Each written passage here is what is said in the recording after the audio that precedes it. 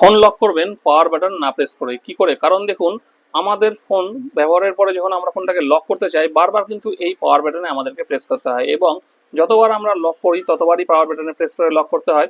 এই পাওয়ার বাটনে প্রেস করতে করতে কিন্তু এই পাওয়ার বাটনটার লাইফ কিন্তু শেষ হয়ে যায় এবং একসময় পাওয়ার বাটনটা খারাপ হয়ে যায়, ঠিকভাবে কাজ করে না। তাহলে আজকে আপনাদেরকে দেখিয়ে দেবো এই পাওয়ার বাটন প্রেস না করেই আপনারা আপনাদের ফোনটাকে কি করে লক করবেন। তার আগে চ্যানেলটিকে সাবস্ক্রাইব করে নেবেন, ফেসবুক থেকে দেখলে পেজটিকে ফলো করে ভিডিওটিকে লাইক করে দেবেন। তো চলুন যাওয়া যাক মোবাইলের স্ক্রিনে। সো ফ্রেন্ডস, এই কাজটি করার জন্য আপনারা আপনাদের ফোনের যে রিসেন্ট বাটনটা আছে সেই রিসেন্ট বাটনটাকে প্রেস করে ধরে থাকবেন। ধরে থাকলে এরকম অপশান নিচে চলে আসবে। এখান থেকে আপনারা একটা অপশান পাবেন উইগেটসের মধ্যে আপনারা টাচ করবেন।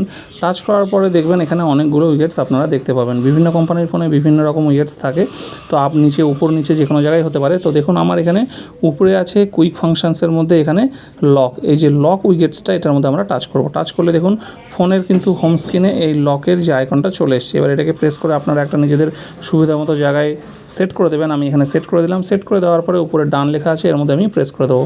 ব্যাস, আমার কাজ কিন্তু কমপ্লিট। এই লকের আইকনটা চলে এসছে। এইবার আমি ফোন ব্যবহার করার পরে যখন লক করার প্রয়োজন হবে, তখন আমি আর এই পাওয়ার বাটনটা প্রেস করে লক না করে এই আইকনটার মধ্যে টাচ করে দিলেই কিন্তু লক হয়ে যাবে। দেখুন আমি এটা করে দেখিয়ে দিচ্ছি। তো দেখুন আমার ফোন কিন্তু লক হয়ে গেছে। সো ফ্রেন্ডস, আপনারা কিন্তু দেখতে পেয়ে গেলেন এইভাবে কিন্তু পাওয়ার বাটন প্রেস না করেই লক করা যায়।